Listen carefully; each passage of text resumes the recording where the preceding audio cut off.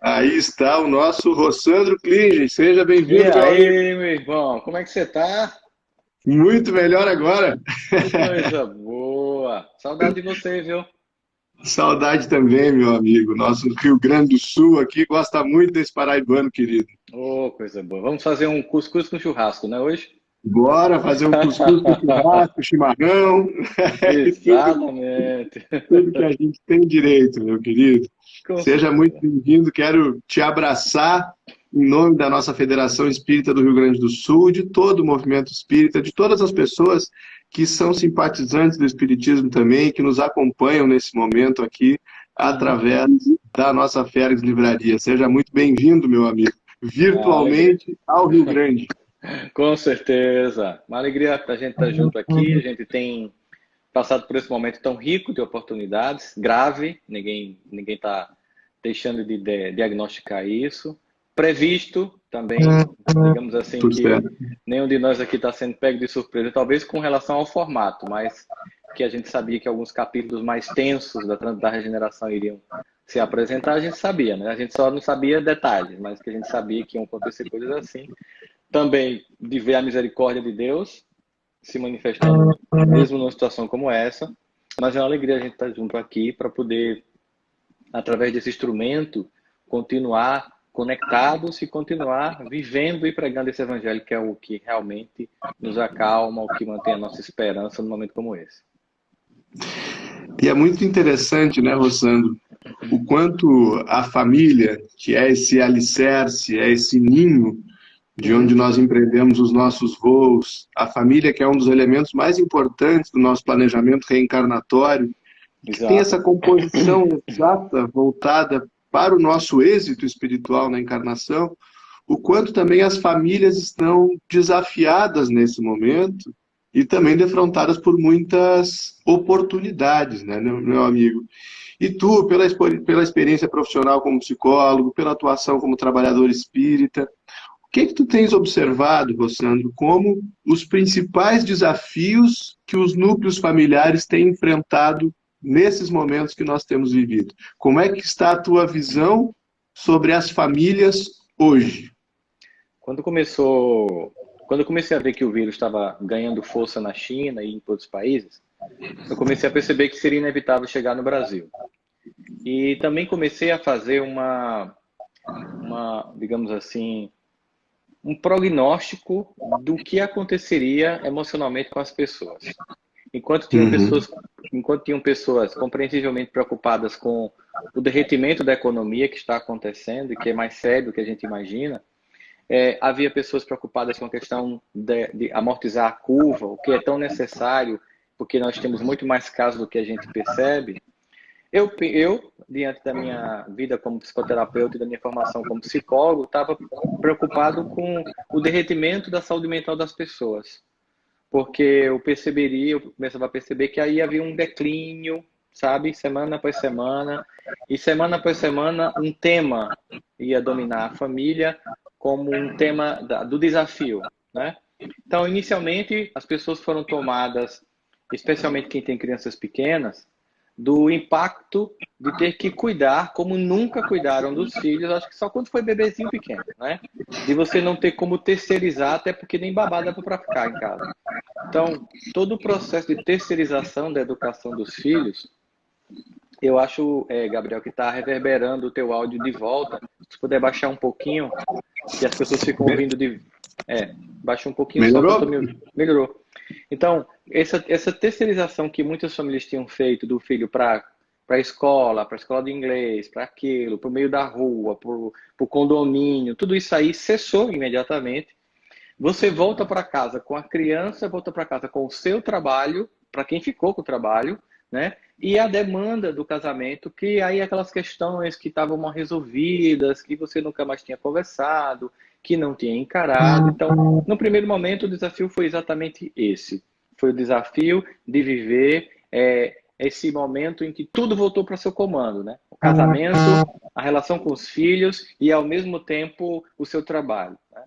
Isso, no primeiro momento, gerou um estresse profundo. E as pessoas começaram a pressionar as escolas a fazer atividade online, a vez quando voltava a aula, porque as pessoas queriam devolver. digamos assim, né? Ou pelo menos, digamos, compartilhar o desafio que é educar. E aí eu vou ficar pontuando cada situação dessa para falar o desafio e a riqueza de cada momento. O desafio é Perfeito. esse, que a gente está descrevendo aqui agora, e a riqueza é a oportunidade de ressignificar a relação no casamento e com os filhos. Trazê-los de volta. Eu vi o depoimento de uma mãe que estava no condomínio, logo no começo, quando o pessoal estava cantando parabéns para alguém do condomínio, todo mundo nas varandas, tinha um repórter embaixo, tinha uma mãe e um jovem de 14 anos, um adolescente. E aí, como é que está sendo para vocês? Aí a mãe disse assim, você sabe que eu reencontrei meu filho, né? Nós não nos encontrávamos mais, nós não temos mais contato um com o outro, a gente se reencontrou. A partir de agora a gente começou a conversar, eu sei quem é ele sabe quem sou eu. Então você veja, muita gente está percebendo como oportunidade, porque nós sabemos que crises também trazem profundas, impactantes e significativas oportunidades. Então, esse primeiro momento, o desafio de você viver essa experiência, mas a oportunidade de você construir ou reconfigurar laços ou amadurecer os relacionamentos, né? E aí a gente lembra muito bem da questão quando Kardec pergunta qual é a necessidade do laço de família. O que aconteceria se nós passássemos por um relaxamento dos laços de família? E ele usa uma palavra muito sutil, não é destruição, não é o fim, né? Não é o corte dos laços de família, é o relaxamento. O relaxamento é uma coisa suave. Ó. Pega um negócio desse aqui, ó, relaxar, não é quebrar, é relaxar. E para a palavra relaxar, eles usaram uma palavra de impacto antagônico muito forte, que é recrudescer. Então, um pequeno relaxamento implicaria num profundo recrudescimento do egoísmo. Nós vínhamos vivendo essa experiência, né? A família passava por um processo de relaxamento profundo dos laços de família, inclusive com tecnologias, não por culpa delas, mas pela forma como elas estavam ou ainda estão sendo utilizadas. Então, nós estávamos vivendo uma sociedade cada vez materialista, cada vez mais consumista, cada vez mais de relações mais superficiais e relaxadas. E, obviamente, a gente cria, digamos assim, um ambiente psíquico para uma necessidade de reorientação. Então, claro, a forma como nós estávamos agindo, construindo as relações ou superficialmente essas relações, exigia um processo de reparação. E como isso ia acontecer? Bem, a gente está vendo uma das alternativas da pedagogia divina, né? Que seria isso que está acontecendo. Talvez a gente possa imaginar até que essa hiperconvivência, ela acabou funcionando como uma lupa sobre a realidade das nossas relações familiares, não é, Rossana? Exatamente. Ela acabou evidenciando os abandonos, as negligências, ou aquelas questões mais esquecidas, não resolvidas, como se Deus colocasse uns diante dos outros e dissesse, meus filhos, eu os reuni a fim de que se reajustem, se auxiliem a progredir, não esqueçam disso, não é? Essa é a principal função da encarnação. E com esse núcleo que nos recebe, é nossa missão fundamental. Você pode falhar com o mundo, mas não pode falhar com esse núcleo. Você pode ganhar o mundo e se você perder esse núcleo, tudo está perdido. Porque, fundamentalmente, essas relações são as mais importantes e impactantes para que a gente desenvolva nosso processo de amadurecimento, de conexão e contribuição com o mundo. Mas você vê que isso tem gerado tantas transformações que eu estava acabando de ler um artigo na The Economist falando sobre como a indústria do petróleo possa ser que jamais volte para o patamar anterior. Porque as pessoas perceberam a limpeza do planeta, vão voltar com muito mais exigência de energia limpa. As pessoas perceberam a vantagem de estar em casa, então elas vão sair muito menos. Mesmo que no primeiro momento, até por esse processo de isolamento, a gente queira fazer deixa eu respirar e sair um pouquinho, mas as pessoas perceberam o ganho que tem sido ficar em casa. Com relação a essa lupa que você colocou aí, que é uma lupa, né, que a gente está colocando em tudo, nas feridas internas e na família, e também na sociedade, até na geopolítica, a lupa está muito evidente, mas como a nossa discussão é muito voltada para o núcleo familiar, a gente poderia dizer que tem 3 contextos clássicos que estão acontecendo, sim, e entre eles uma variação de gradações muito grandes, certo? Nós temos as famílias que já vinham trabalhando sua espiritualidade, seu desenvolvimento, seus princípios, sua escala de valores, casais, pessoas. E, obviamente, esse evento apenas potencializou esse trabalho que já vinha sendo feito. Mesmo que um estresse ou outro tenha acontecido, ele foi muito pontual com relação a você não lavou a louça, tal. Mas havia já um processo de desenvolvimento pessoal que não tornou esse processo traumático, porque para quem nunca fez isso, está sendo o que eu reputaria como um estupro cognitivo. Imagine pessoas que estão naquilo que Joana de Ângeles vai chamar de consciência de sono, só vivem para o sexo, para a alimentação e para o sono. Então essas pessoas fogem no álcool, fogem em todos os vícios, fogem em séries umas atrás da outra, fogem de várias formas. De repente, para, né? Tanto que os historiadores dizem que se um dia forem descrever esse tempo no futuro, o capítulo vai ser o dia em que a Terra parou. Então, para. E aí quando você para, quem vinha trabalhando sua interioridade, vou ficar, né? Eu não sou pego de surpresa com minha sombra, porque eu já vinha convivendo com ela, já estava admitindo, já estava trabalhando. Mas tem gente que está sendo impactado por isso. Tem casamentos que estão sendo impactados por isso. Mas essas pessoas, é o segundo grupo, é um grupo que tem algumas questões, algumas tensões, algumas mágoas, e que estão resolvendo, estão até discutindo, mas estão aprimorando e tal. Mas tem aquele segundo grupo de família, a terceiro grupo de família, que tinha já um desgaste muito significativo, muito profundo. Mas por circunstâncias de conveniência, de corre-corre, de fuga, de negação, de negligência, ninguém tinha encarado o quanto aquilo estava desfuncional. Nesse caso, desse terceiro grupo, há uma tendência muito grande de ruptura agora, que já está acontecendo, porque a gente tem visto pesquisas desde Wuhan, a Itália e já no Brasil, o volume de divórcios é muito grande. Então, assim, na verdade é porque ali já havia uma ruptura. E até situações de violência doméstica, né, Rossano? Infelizmente, de todas as crescendo muito profundamente, né? Porque agora você não tem como projetar essa sua visão distorcida do lugar do homem na sociedade, e você está o tempo inteiro em casa e está agredindo, né, o mais frágil nessa relação. Mas é bom que essas pessoas lembrem que a justiça continua funcionando, as leis, as delegacias continuam funcionando, as denúncias também, né? Mas entre esse grupo de família que já estava desperta, o que estava meio sonolenta e o que estava completamente adormecida, tem um conjunto de gradações, né? Entre um e outro. Mas nós temos basicamente esses três elementos para pensar sobre padrões de respostas que as famílias estão tendo, que os casais estão tendo, para que a gente possa analisar sobre esses três aspectos o que a gente vai oferecer a cada grupo desse. Perfeito.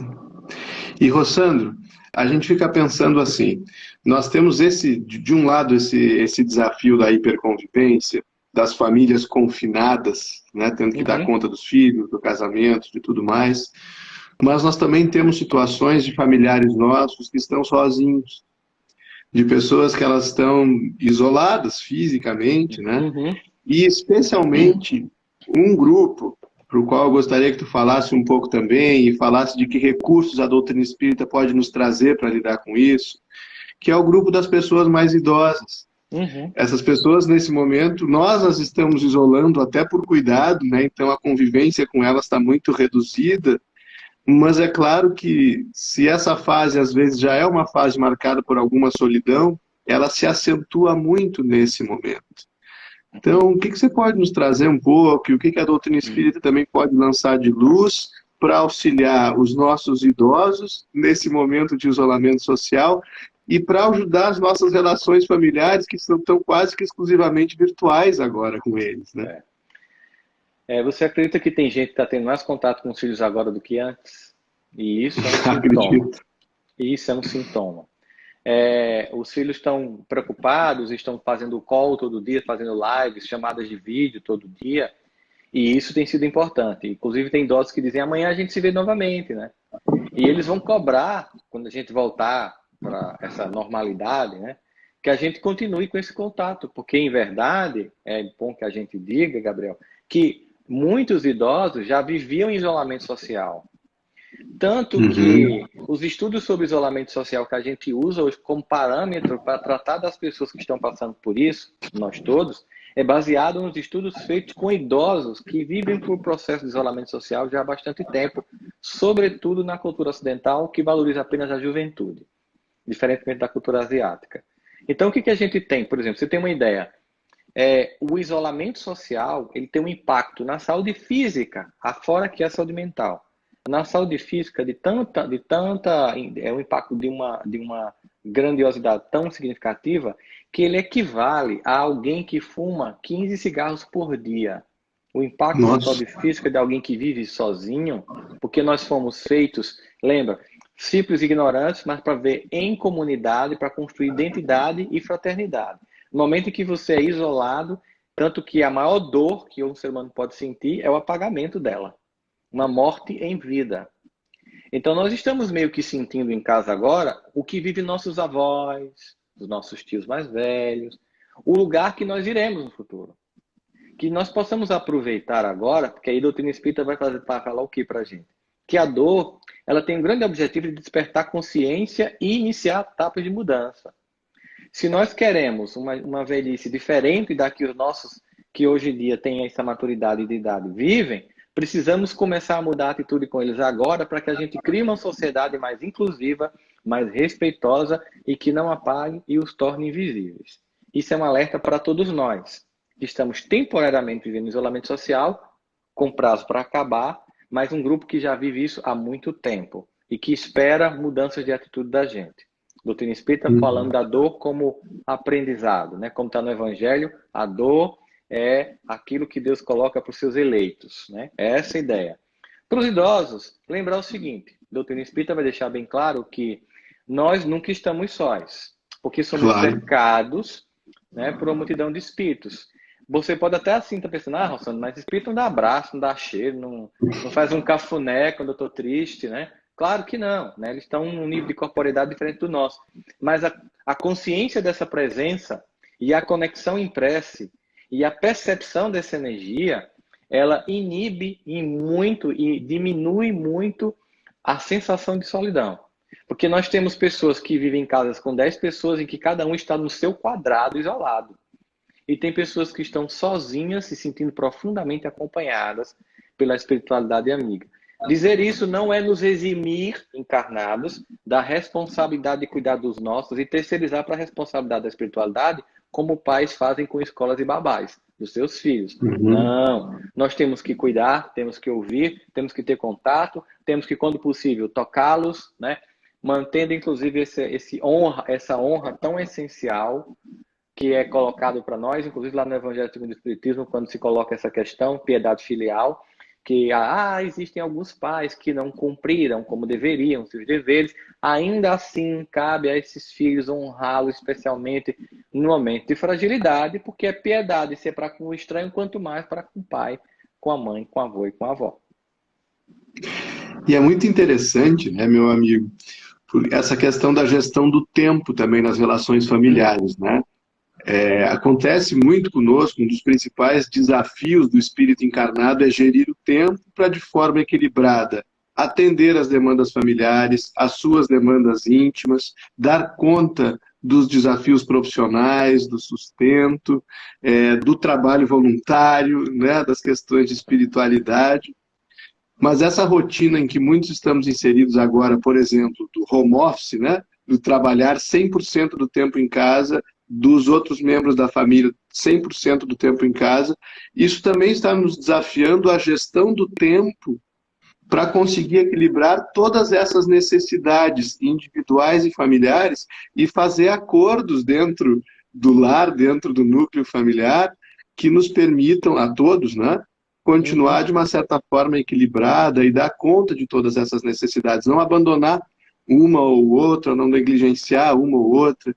De que forma, Rossandro, nós podemos construir rotinas saudáveis nessa situação de confinamento, de isolamento, de home office, e com essa rotina atendermos às necessidades do espírito encarnado, desde as profissionais até as íntimas, espirituais e familiares?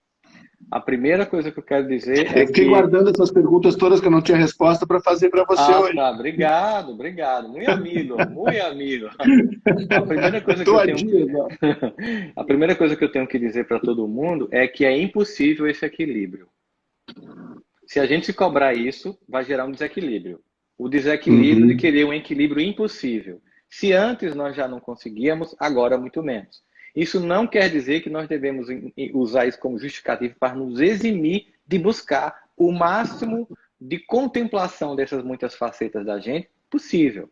Mas todos nós estamos em processo de oscilação emocional, fato. Nós estamos em um tempo de anormalidade, fato. O que significa dizer que as respostas usuais que nós usávamos para resolver problemas não está sendo suficiente para isso. Por exemplo, vou dar um exemplo. Na economia, você tem respostas econômicas para tempos de normalidade. Tá, aquela curva assim da normalidade, você tem aqui um espectro daqui para cá de normalidade, você responde. O que vem para a beira para cá no gráfico são períodos de anormalidade. Então, se eu usar a receita daqui para aqui, não vai funcionar. Entende? Então, a receita que eu usava para conjugar tudo isso antes, agora é outra. Nós somos solicitados e instigados à criatividade e à criação de novas possibilidades. Porque a lei do progresso, ela é uma lei que ela é precedida da lei de destruição, se a gente for olhar. Às vezes, para que o progresso aconteça, há que se destruir o velho que insiste em permanecer. Não o velho pessoa, o velho modelo. As velhas formas e práticas que deram sua contribuição, merecem nosso respeito, mas que agora exigem transformação e mudança. E quando a gente insiste, a lei do progresso, ela usa a lei de destruição para que finalmente as coisas se acelerem. Dito isto, é normal estar anormal em dias anormais. Né? Ou seja, que é natural que tem dia que eu vou conseguir. Às vezes você está ali, ó, você está no home office, numa reunião, no Zoom, no StreamYard, qualquer uma dessas plataformas que a gente faz reunião hoje online. Tá tranquilo, de repente seu menino cai. E aí? Você começa a ouvir um grito, a esposa começa a chamar, porque você não está no escritório, a 2 quilômetros lá no centro da cidade ou noutra cidade, e fica difícil você não ir, entendeu? É o que chama-se de real life. Você está aqui numa live e pode aparecer uma criança, o livro pode cair aqui, a prateleira pode cair em cima de mim, o celular pode desabar, não acontece isso. Então, essa normalidade, que é a nossa humanidade revelada muito fortemente, tanto que eu mexi agora no negócio, ficou lá. Ajeitei. Ele estava cuidando aqui. Então, esse momento significa dizer que tem hora que a gente vai conseguir bater a meta profissional, tem hora que não. Tem hora que para fazer isso, alguém da família vai ficar dizendo, você passou o dia trancado, longe de mim, tal. Tem hora que você vai ter que dar atenção, tem hora que você depois vai ter que cuidar de você, porque a gente também tá lá trabalhando, cuidando de filho, cuidando de esposa, não sei o quê, parará, e fazendo trabalho doutrinário pela internet, tarará, mas a gente também está sentindo a angústia do mundo nesse momento. A gente está sentindo. Tem dia que, por mais que você se esforce, não tem como não ser impactado pela atmosfera de profunda sensação de dor, de profunda sensação de medo que está tomando conta da humanidade. E não obstante o fato que nós sabemos que Jesus está no leme, tem um propósito para tudo isso, a nossa humanidade vacilante, ela vai oscilar. Então tem dia que a gente não consegue nem atender o trabalho, nem atender a Deus, nem atender a gente mesmo, nem a filha, a gente está assim, um caco.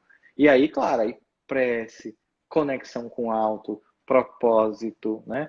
Uma das coisas que aconteceu comigo, para dar um exemplo pessoal, sempre lembrando que quando alguém fala da vida, não é para ser modelo para ninguém, porque nosso modelo é Jesus. Mas só para dizer como a gente está tentando, na nossa vida extremamente limitada, com a nossa humanidade extremamente limitada, responder compartilhando experiências, né? Compartilhando, né? Não necessariamente vai acontecer com a outra pessoa, ela vai conseguir fazer um Ctrl+C, Ctrl+V. Quando eu parei num ritmo de 20 dias de viagem em média por mês. Então eu estava tipo a 180 e o freio, né? Quando eu cheguei em casa, os 2 primeiros dias, porque eu meio que já vinha vendo muitas notícias e com muitas fontes da gravidade do que estava para acontecer antes das pessoas saberem. Então minha esposa disse que eu entrei em angústia antes do povo, né? Quando, tá tudo bem, tudo aberto, e eu já sabendo que a coisa estava vindo, né? Quando eu parei, eu fiquei tipo 2 dias vendo notícia, uma atrás da outra. Era site americano, site europeu, CNN, Globo News, Parará, CBN. Comecei a enlouquecer, comecei a ficar, não sei o que, conversando com amigos empresários em desespero que não dormiam, porque não sei o que, papá. Aí eu fiz, calma, peraí. Não estou bem, não está me ajudando, preciso de normalidade, preciso de um mínimo de equilíbrio, porque meu papel é de ajudar. Se eu ficar desequilibrado, como é que vai ser? Então eu fiz. o que que eu preciso fazer? Aquilo que eu indico para as pessoas. Existe chamada, não tem o que a gente chama de socorro, não tem aqueles que a gente chama, eu esqueci o nome agora, me ajuda, Gabriel, atendimento de emergência, não tem protocolo de respiração, fazer massagem cardíaca, existem esses protocolos na psicologia, baseado nas experiências de catástrofes e desastres, se foi acumulando um conjunto de saberes e conhecimentos acadêmicos e práticos sobre como agir em tempos difíceis, em tempos de crise e catastróficos, né? Então, a primeira coisa que eu percebi, eu precisava ter rotina, porque a rotina organiza a mente. Então, eu comecei a acordar numa determinada hora, fazer atividade física, no apartamento mesmo, terminar, tomar banho, fazer a barba, o ritual de né, vestir uma roupa, só não estou vestindo calça comprida e sapato, o dia todo de bermuda, isso aí é massa, né? Então, assim, só quando eu saio às vezes, geralmente não é nem isso. E aí, a rotina, aí trabalhar e tal. Depois eu pensei, ok, criei rotina. Rotina é bom que organiza, mas falta sentido. Falta sentido. Então, o que o Rossandro faz? Uma rotina para quê? Rossandro faz o quê? Rossandro é psicólogo, Rossandro é espírita, Rossandro dá palestra profissional, Rossandro dá palestra espírita, Rossandro faz livros, né? Então, eu preciso continuar fazendo isso, só que agora virtualmente. Eu fiz o seguinte, eu peguei a TV7, que é esse Instagram que eu estou usando. Por que eu estou usando ele? Eu expliquei para o Gabriel, vou explicar para todo mundo. É porque o Instagram Rossandro Klinger, o Facebook e o YouTube é de um profissional de psicologia.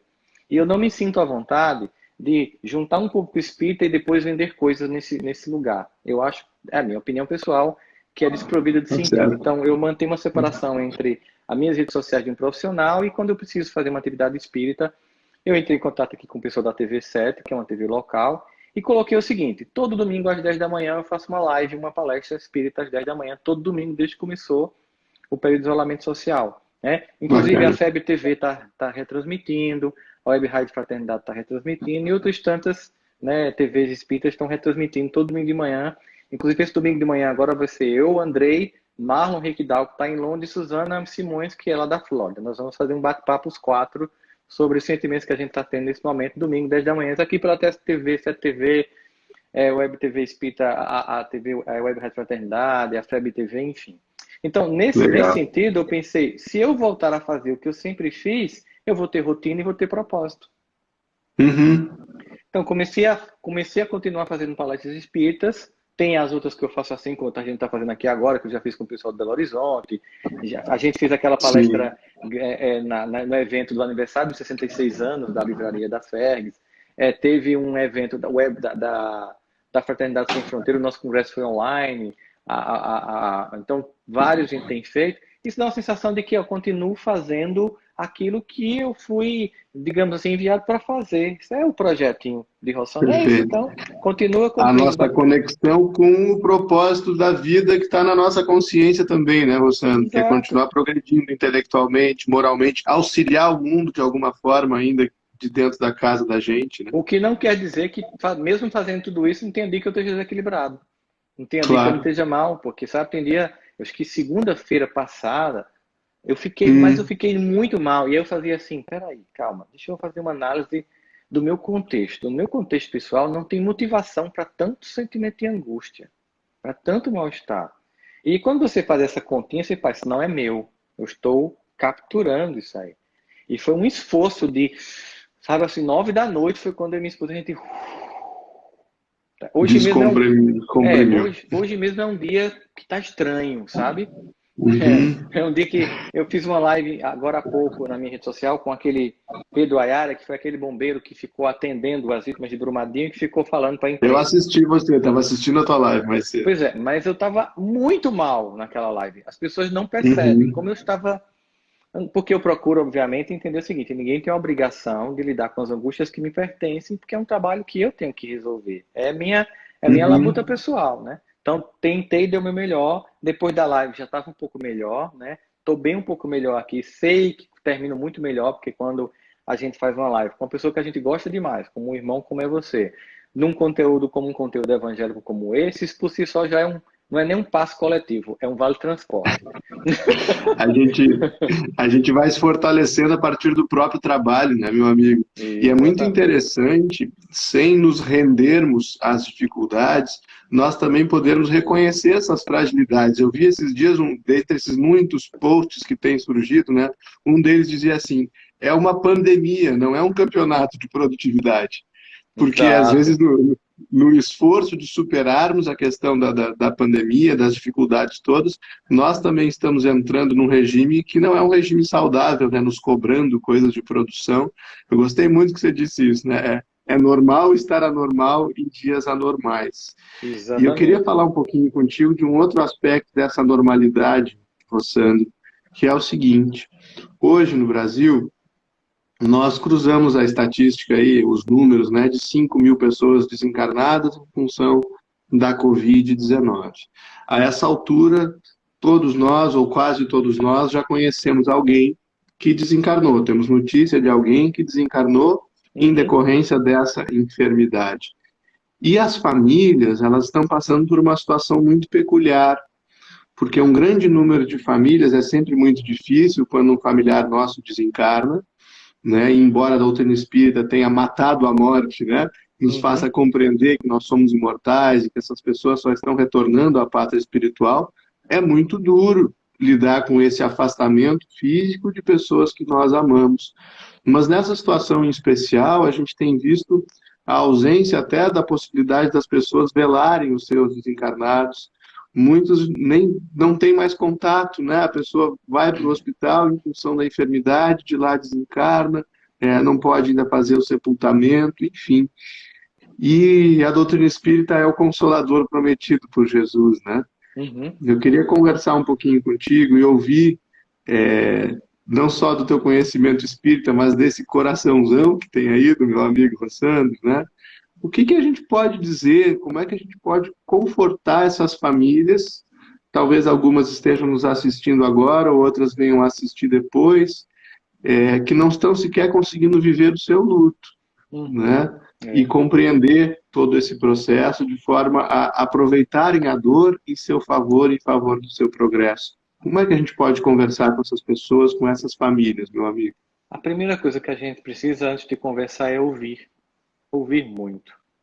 Ouvir a dor, ouvir a angústia, ouvir o desespero, ouvir o sentimento de não poder se despedir, de não passar pelas etapas de fechamento do luto, de não poder ver o corpo mais uma vez para dar um beijo, sabe? Para beijar aquela mão que abençoou você a vida inteira.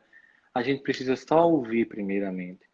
Depois, quando tiver um espaço e a gente perceber que existe um espaço, dizer e perguntar: se fosse você que estivesse indo e ela estivesse ficando, como você acha que ela se despediria de você se não pudesse estar perto? Uhum. E resgatar a memória. A memória de lembrar, não apenas de olhar para o filme da existência e fotografar o dia da despedida. Nós temos que lembrar de toda a vida vivida até aquele momento. Dos momentos bons, das coisas engraçadas, das grandes lições que aquela pessoa ensinou para cada um de nós, porque é uma forma de a gente perceber que ela não morreu, ela está lá dentro de mim, o DNA dela está no meu corpo, né? O aprendizado da vida que eu tive com essa pessoa está comigo e continuará comigo. E como espíritas, aí sim, há uma consolação que que vai além de tudo isso, é a convicção e a certeza de que a dor da despedida nunca irá superar a alegria do reencontro. Que a gente vai poder Uhum. ter esse momento. E que tudo que essa pessoa quer é que a gente continue. Porque nós não nos sentiríamos felizes do outro lado em ver alguém que a gente ama destruído pela nossa ausência. A gente gostaria que essa pessoa continuasse, que ela se recuperasse. Até que chorasse um pouquinho, para mostrar que gosta da gente. Né? Um pouco, né? Ninguém chora um pouquinho, ai, Rossano, como faz o papo? Mas depois, ó, segue tua vida, né? Mas a gente mostrar a essa pessoa, primeiro, acolher a dor, sem tentar dizer por ela o que ela está sentindo, sem tentar dizer eu sei o que você está passando, acolher. Eu acho que os grupos de acolhimento de enlutados agora vão trabalhar muito mais. Eu até te sugiro uma pessoa para você fazer uma live, que é a Uhum. Rosana de Rosas, que é da Flórida. Ela é espírita lá e ela perdeu os dois Sim. filhos. Ela perdeu os dois filhos, ficou sem os dois filhos. E ela criou um grupo de Uhum. acolhimento para pessoas enlutadas, não é mães enlutadas, pessoas enlutadas, Olha que né? bacana. Chamado Projeto Acolher. Inclusive, ela teve no Brasil um tempo desse, e aí ela foi comigo lá, aquela minha amiga pessoal, e sexta-feira tinha que ir lá para a Globo, ela foi comigo, conheceu Fátima, eu falei do projeto. Na segunda, a Fátima levou ela para apresentar o projeto para o Brasil todo.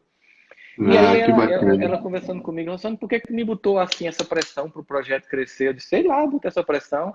A gente fez uma live, ela disse, agora você está entendendo que você botou essa pressão para o projeto crescer? Inclusive porque o projeto era só em português. Eu disse a ela, você mora nos Estados Unidos, então você também tem que dar uma resposta do projeto em inglês. Você, tá, ela, né? Ela disse, agora eu estou entendendo, Rosana, a gente estava se preparando no projeto Acolher para esse momento. Então, eu posso até te passar o contato dela para você marcar uma live com ela. Ótimo. Porque ela tem uma Claro que sim. experiência fantástica em acolhimento de pessoas enlutadas, em resposta a esse momento da vida. Mas a doutrina espírita ela é consoladora, mas ela não é inibidora de sentir o sofrimento, a saudade, a despedida, né? Nem pode ser, né? Eu sei que algumas pessoas até equivocadamente acham, né, que o espírita ele é frio, né? Eu já fui, obviamente, em velórios espíritas e percebi que há uma diferença. Há uma saudade e um choro, mas não é um desespero, porque há uma convicção de reencontro, de continuidade, Uhum. há um sentimento de que as pessoas que eu amo e que já estão lá estão recebendo essa pessoa, que essa dor daqui é festa do outro lado. Isso para a gente é muito mais claro, né? Aquela imagem de um barco que sai do Brasil, você olha na costa e se despede, mas na África já estão enxergando e festejando que ele está chegando. Para a gente, isso é muito claro, porque além da codificação, com toda a sua base profundamente consoladora, nós tivemos Sim. detalhes disso, especialmente na obra de André Luiz, que é esse jornalista Uhum. do mundo espiritual e que mostra Uhum. como funciona, em alguns sentidos, essa dinâmica do outro lado, as conexões que permanecem, o que realmente é o laço consanguíneo, o laço espiritual, como ele realmente se configura, né? A experiência de conhecer a narrativa da série A Vida no Mundo Espiritual, para nós é muito consoladora. A mesmo Manuel Filomeno de Miranda, que também faz uma narrativa dessa interação. Então a gente tem aí um conjunto de obras que dão para a gente um arcabouço de consolação muito significativo e que a gente pode oferecer, desde um livro mais simples, que algumas pessoas até comentam sobre ele, mas que te ajuda muita gente, como o Violeta na Janela, até a gente ter os livros mais robustos que mostram com muita grandeza o acolhimento e a misericórdia de Deus que jamais cessa em nenhuma circunstância. Perfeito, né, meu amigo? E a gente fica pensando também nessas famílias ampliadas, né? A doutrina espírita vai nos informando que a família humana é uma só. Não é Uhum. nem só a família da humanidade terrena, a família É humana em todas universal, as né? moradas da casa do Pai, Do né? Pai. São uma única família também, né? E nós estamos desafiados nessa família social a também lidarmos com essas diferenças de visões. Infelizmente, a nossa sociedade ainda está enfrentando diariamente polarizações de visão, enfrentamentos graves, né? Nós acabamos nos inimizando por pensarmos de formas diferentes sobre o isolamento social, sobre a economia, sobre todos esses temas que estão aí hoje, né? E, de certo, tudo isso também vem para favorecer a harmonia e a transformação positiva dessa família social, né? O Uhum. que que nós podemos trazer para esse convívio em sociedade, quando, na verdade, nós precisamos de união e de fraternidade, precisamos de empatia, de comunicação não violenta, precisamos de um diálogo mais humilde e atento, mas ainda estamos vivendo situações de não conseguirmos ouvir uns aos outros e de querermos exterminar verdadeiramente, né, exterminar as Quem criaturas pensa que pensam diferente, né? diferente de nós, né? É. Como é que nós podemos lidar e também que auxílio a doutrina espírita nos traz para nós conseguirmos lidar da melhor forma possível com essa ebulição social também causada por esse nosso momento de pandemia, ou acentuada por esse momento de pandemia. Gabriel, eu tenho calado diante disso, porque não existe mais argumento para isso. As pessoas não se convencem pela prova mais contundente das coisas. E a Uhum. gente se desgasta muito. Primeiro tentar convencer o outro, né? Assim, mesmo que você passe do pressuposto que a razão está com você, isso é uma violência, né? Porque eu não estou levando em consideração o tempo do outro, da maturidade, do desenvolvimento intelectual, emocional ou moral da pessoa. Eu sei que tem situações que são constrangedoras de sustentar. Tem pessoas que ainda estão acreditando em pessoas ou circunstâncias que é lamentável, diante de todas as evidências da decadência da proposta, da forma do outro viver. Mas a pergunta que eu sempre faço é a seguinte, eu vou brigar com meu irmão só por causa de uma eleição, por exemplo? Eu vou infernizar o ambiente da minha família por causa de pessoas que não sabem nem que eu existo? Então, eu acho que para quem tem um pouco mais de maturidade, é o silêncio, sabe? É mudar de assunto, é tentar conectar o lado funcional da relação. E quando a pessoa não respeitar, dizer, ó, meu irmão, meu cunhado, meu pai, meu tio, respeito você profundamente, discordo muito profundamente do que você pensa em relação a esse tema ou essa pessoa. E como não está sendo possível a gente jantar aqui, eu tentando fazer silêncio, tentando mudar de assunto, você não está respeitando, me permita, eu vou pro meu quarto, termino o jantar lá, porque eu não vou comprometer nossa relação por isso. E sai.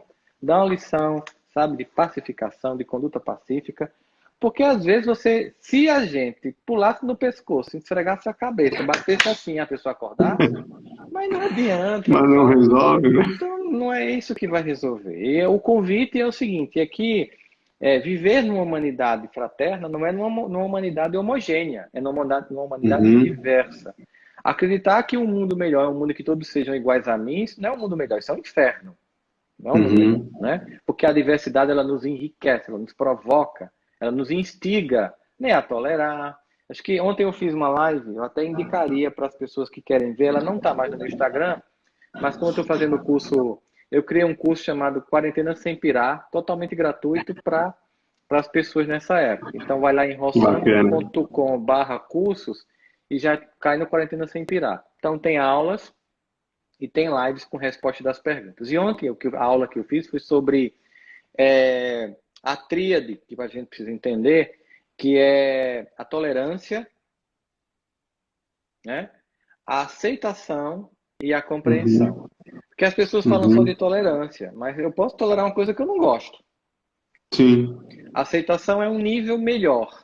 Eu avanço e amadureço a relação, porque não apenas eu tolero sem gostar, eu aceito, porque tolerante é assim, eu aceito, eu tolero X, eu tolero Gabriel ter tal voto X ou tal religião X. Isso é a tolerância. Na aceitação o fato de Gabriel ter religião X ou ter votado em X não afeta a minha relação com ele. Eu não tenho que tolerar isso porque não me provoca um mal-estar, certo? E a compreensão, que é quando eu vou entender as motivações de você agir, votar ou crer deste modo. Entende? Eu não vou abrir mão da minha visão de mundo, mas isso não vai me incomodar e eu ainda vou compreender por que você pensa e age desse jeito. Então essa aula depois eu vou colocar lá no canal do YouTube para quem quiser assistir. Vai ficar lá 1h30 de perguntas e respostas com os alunos. Então eu preciso tolerância, eu preciso aceitação e eu preciso compreensão. E quando não der e quiser estapear, vai para o quarto, pega o travesseiro e faz deslocamento psicológico. É quando eu boto energia numa coisa que eu queria botar noutra. Porque a gente está evoluindo, a gente já passou da época das cavernas, a gente já cortou demais o pescoço um do outro, a noite de São Bartolomeu ficou para trás, a Idade Média acabou, e a gente precisa não repetir certas coisas, né? E, meu amigo, uma das coisas que tem, inclusive, feito parte dessas grandes discussões, é a grande leva de desemprego que tem ocorrido muito naturalmente, né? Hoje eu ainda recebi também uma imagem com um cemitério lotado de pessoas e outro cemitério lotado de empresas. Tinha o nome das empresas ali nas lápides, né? Então as pessoas também estão sobrecarregadas emocionalmente pelo risco em relação ao seu sustento, pela dificuldade do desemprego ou da improdutividade da empresa, enfim. E nós conhecemos o ensinamento trazido no Evangelho de Jesus, até utilizando a figura, a parábola dos lírios do campo, né? Que eles não fiam nem tecem, mas nem Salomão em toda a sua glória jamais se vestiu como um deles. Olhai as aves do céu. A gente tem essa certeza de que se continuarmos fazendo o nosso melhor, Deus continua provendo as nossas necessidades, né? Batei e abrir-se-vos-á, pedi e obtereis, buscai e achareis. Como conciliarmos, meu amigo, a fé raciocinada de forma que isso possa vir em nosso favor nesse momento de insegurança material, de Uhum. insegurança em relação à nossa condição financeira. É possível, isso é sinérgico, nós conseguimos ter na fé um auxílio terapêutico e espiritual para a falta de dinheiro ou esse risco que nós estamos enfrentando? Tem. O problema de fato é que a gente não tem fé suficiente. Essa é que é a grande questão. Não é que a fé, nesse caso, é a única resposta a ser dada. Porque ante a injustiça humana, é preciso um trabalho dos humanos para diminuir e dirimir essa injustiça. Existe um convite para ampliar o nosso sistema global de caridade, de auxílio e de inclusão. Isso é claro. Algumas pessoas estão movidas agora pela emoção, mas eu espero que elas se movam depois, quando os jornais não estiverem mais falando disso, porque nós Sim. teremos, segundo pesquisas, uma crise muito mais grave do que a de 29, quando houve a quebra da Bolsa de Nova York, né? Uma Sim. retração econômica profunda. Aqui na minha cidade já tem várias empresas que fecharam, tem hotéis fechando, tem restaurantes fechando. Então, assim, obviamente você sabe que isso gera um impacto, até a notícia lhe impacta, porque você pensa nos Uhum. profissionais, alguns dos quais, os quais você até conhece essas pessoas. Imaginei agora como é que está fulano, e agora como é que ele... e você tá tão estranho que é desconfortável estar confortável nesse momento. Alguém que tem consciência mínima consegue ao mesmo tempo agradecer as escolhas que fez e as conquistas justas que fez, mas ao mesmo tempo se enternecer com quem não está tendo as mesmas coisas e entender o Uhum. dever de se mover para ajudar. Então, precisamos, enquanto sociedade, nos mobilizar para nos ajudarmos mutuamente, mas enquanto indivíduos, realmente é um convite para lançar-se ainda mais nos braços de Deus em fé. Não uma fé que é uma aceitação pacífica, é o que Joana vai reputar como resignação dinâmica. Eu não posso lutar Uhum. contra a realidade, não posso me rebelar contra o que está dado, não posso resbravejar contra aquilo que aconteceu, mas eu posso criar soluções, as possíveis dentro do próprio contexto, porque se eu ficar sequestrado pelo medo, pela angústia de não pagar boleto, de ficar com fome, de não pagar o aluguel, eu não consigo criar alternativa de pensar, eu tenho que fazer alguma coisa para poder fazer isso. Então, tem pessoas que começaram a cozinhar, fazer coisas para fora, fazer delivery. Não estou dizendo que é a resposta para todo mundo, mas se eu fico preso no medo, eu não consigo vislumbrar saída. E aí você pode dizer, Rossandro, mas eu já tentei encontrar a saída de todo jeito. É nessa hora que você entrega papai. Ó, papai. Assim, Uhum. eu procurei para cá, pensei para cá, liguei para fulano, fiz não sei o quê, tentei fazer. Não está fluindo, então me ajuda, se entrega. É um momento de entrega. É um momento Eu de estou entrega. fazendo tudo, mas o que não está nas minhas mãos tem que estar nas tuas, né? Exatamente, ele Ó recebe, Deus. porque ele fica esperando que a gente finalmente entregue para ele coisas que ele pode resolver, mas a gente fica querendo insistir em tudo, né? Às vezes você fica a noite inteira. Tem pessoas, eu tenho amigos que estão sem dormir uma noite atrás da outra. Assim, porque Uhum. você está. É aquela coisa, a gente primeiro procura lives de economia, lives de bancos, lives de pessoas que estão do setor, que tudo isso é importante. Se você é do setor alimentício, procurar saber o que as pessoas do setor alimentício estão discutindo, as lives que estão sendo feitas, as discussões, perspectivas de mercado. Mas no fim é que a gente busca Deus. E ele devia ser a primeira Uhum. opção. Primeira Perfeito. opção. Lembra lá, parece que Ismael faz em A Caminho da Luz, se não me engano? Que seja para teu coração cada dia nosso primeiro pensamento de amor. Primeiro pensamento. Primeiro pensamento da gente é olhar o Instagram, o WhatsApp, ver a notícia. Tal. Primeiro pensamento de amor em direção ao Pai. Papai, estou aqui mais um dia. Não sei o que vai acontecer comigo, não, mas me mantém hoje. Me mantém Sim. hoje. Mais um dia, sabe? Então, assim, Isso e estabelece uma conexão, né, uma Rossandro? Até a conexão. intuição das boas ideias, auxílio dos bons espíritos, né? As coisas fluem de um jeito, cara. A minha cunhada estava me contando que ela simplesmente sentiu que tinha uma pessoa que estava precisando de uma cesta, ela foi lá no supermercado, comprou, e quando ela estava chegando perto do caixa, veio uma intuição assim, leve shampoo e condicionador. Aí ela, sabonete. Geralmente na cesta você só leva alimento, né? Sim. E ela foi, voltou na sessão lá e comprou essas coisas. Quando ela chegou na casa da pessoa que ela foi doar isso, a pessoa começou a chorar. Porque fazia 15 dias que ela não lavava o cabelo. Entende? E ela tinha pedido a Não. Deus Se pudesse, comida e o shampoo. Ou seja, ela fez um pedido objetivo e alguém captou essa objetividade e atendeu através dessa conexão com a outra pessoa. Estou dizendo que é o que vai acontecer com a sua vida, mas às vezes a gente tem que ser bem claro, papai, olha, eu estou precisando disso, sabe? Sabe, me ajuda, sabe? Eu E a sou pidão. gente saber aceitar o auxílio das pessoas, saber pedir ajuda a Deus e também se colocar nessa posição, né, Rossandro? Porque uma das melhores formas de nós lidarmos com a própria dor, sem negá-la, né, sem negligenciá-la, mas também é cuidarmos um pouco da dor do outro, né? A gente, quando se faz instrumento do bem, o bem ele passa por nós e deixa, né, um legado de bem-estar, de força, né, meu amigo? Com E certeza. sabe que passou tão rápido o tempo, está quase encerrando o tempo aqui da nossa live, Tô da nossa vendo. horinha aqui de Instagram, mas nós temos aqui no Rio Grande do Sul uma diretora da nossa área da família aqui na federação, que chama Marlise, você conhece a Marlise, Uhum, Marlise claro. Ribeiro. E se eu não falar de Evangelho do Lar numa live sobre a família, eu vou sofrer graves consequências aqui, Ah, graves claro, puxões de orelha, né, meu amigo?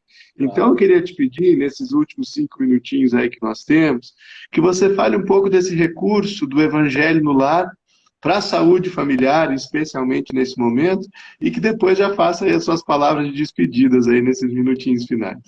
Se a conexão com Deus sempre for uma necessidade das famílias espíritas uma vez por semana no Evangelho, imagine agora, né? Em momentos de deserto, quando não tem mais o dinheiro que resolva, os amigos influentes que resolvam, a cultura que resolva, o conhecimento que você tem, ser um pós-doutor em física nuclear no deserto não adianta muito, né? Ter 1 bilhão na conta no deserto não adianta, não tem caixa eletrônica para você sacar, não tem ninguém para você comprar, é papai, né? E aí, evangelho é conexão com o papai, sabe? É se entregar, né? É se comunicar, é revelar nossa fragilidade e encontrar a grandiosidade de Deus diante da nossa fragilidade. É se colocar nos braços desse Pai amoroso que sabe, antes que peçamos, como diz Davi, que nos sonda e mesmo quando nos falta palavra, conhece o que nós pensamos, né? Como dizia Davi no Salmo, mas mesmo assim espera que a gente evoque humildemente e diga o que precisamos, o que queremos, o que necessitamos, mais do que o que desejamos. Porque nesse momento a gente tem percebido a diferença entre desejo e necessidades. A gente está precisando Perfeito, muito, a gente está vendo muito mais o que é necessário do que era o desejo supérfluo que está na nossa casa sem servir para absolutamente nada, né? Então claro. que nós possamos lembrar desse sentimento, o Evangelho reforçar a nossa conexão com o alto, ficar em, o que Emmanuel recomenda que é estado de prece. Mas se você Uhum. quiser, eu posso terminar cantando uma música que eu fiz para o Evangelho no Lar. Ah, querido, seria ótimo. Temos aí mais 3 minutinhos, Espera aí. vai ser uma Então vamos bênção lá. te ouvir. Pegar o violão. Isso. Enquanto você não está indo lá pegar o violão, pessoal, a gente aproveita aqui para também agradecer a presença de vocês todos que estão conosco, convidar que visitem o site da nossa federação, fergus.org.br, o nosso Instagram, a página da nossa livraria, livrariaespírita.org.br, onde nós, inclusive, temos uma campanha. Você adquire os livros ali no nosso e-commerce, recebe o livro na sua casa e, ao mesmo tempo, indica o centro espírita que você quer auxiliar. E a federação está destinando uma parte do valor daquele livro que você compra para auxiliar a instituição espírita que pode estar em dificuldade também nesse momento. Então, tem muita coisa boa sendo feita por aí. Conheça as nossas mídias, o nosso trabalho da federação. E vamos então agora nos despedir ouvindo a música do Rossandro sobre o Evangelho no Lar. O Essa tem, bela prática que todos nós é, precisamos ter nas nossas o casas. nome da música é Evangelho no Lar. Eu Por fiz essa favor, meu música quando eu amigo. tinha mais ou menos eu acho que uns 17 anos de idade, que é justamente sobre a prática do Evangelho no Lar, né?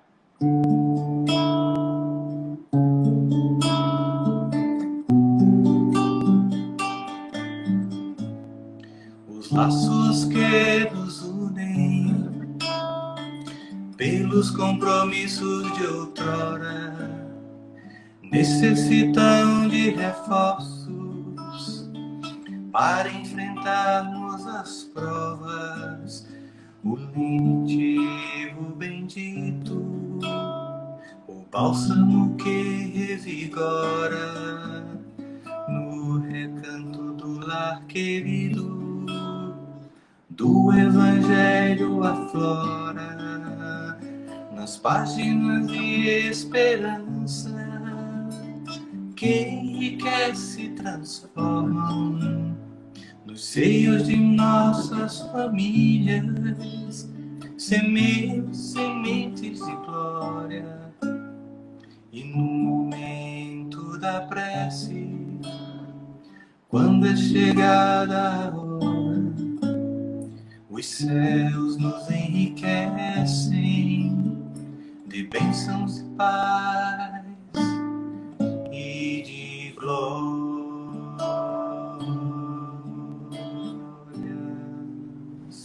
Não importa o que a gente passe, não importa o que a gente viva, a história humana sempre mostrou que nós vencemos, que nós saímos mais fortes. Não importam quantos deixem o orbe fisicamente, somos eternos. Somos feitos de um Deus eterno para sermos eternos. Jamais seremos abandonados, não importa as circunstâncias. Possa ser que você não possa estar beijando alguém que você ama e que desencarna com Covid. Mas do outro lado, todos que já foram estão beijando, abraçando e acolhendo. Lembra disso. Lembra quando você não puder abraçar, que outros braços abraçam. Quando você não puder beijar, que outras bocas beijam. E que se não tiver ninguém, o que é impossível, Deus vai estar lá. Porque Ele conhece pessoalmente cada um dos filhos que tem. Muito obrigado, Rossandro. De coração, meu amigo. Um beijo grande de todo o nosso Rio Grande do Sul. Sabe que tu mora aqui, né? Obrigado. Obrigado mesmo, meu amigo, por esses momentos. Fica com Deus, querido. E a vocês todos que nos assistiram, um grande abraço, uma boa noite e até breve. Até. Tchau, tchau. Tchau, tchau, meu irmão.